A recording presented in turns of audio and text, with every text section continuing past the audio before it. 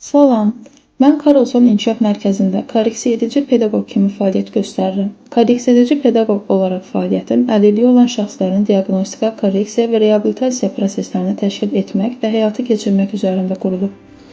Hər bir uşağın fərdi xüsusiyyətlərini və inkişaf səviyyəsini nəzərə alaraq onların təlim imkanlarını müəyyənləşdirir, sosial adaptasiyası və gələcək peşə yönümünə dəstək göstərirəm.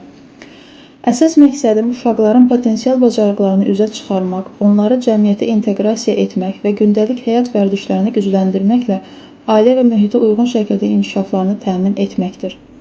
Korreksiya edici pedaqogika təkcə təlim yönümlü deyil, həmçinin sosial, emosional və davranış sahələrini əhatə edən kompleks bir yanaşmadır. Bu səbəbdən valideynlərlə sıx əməkdaşlıq etməklə uşağın inkişafına hərtərəfli şəkildə dəstək olmağa çalışıram.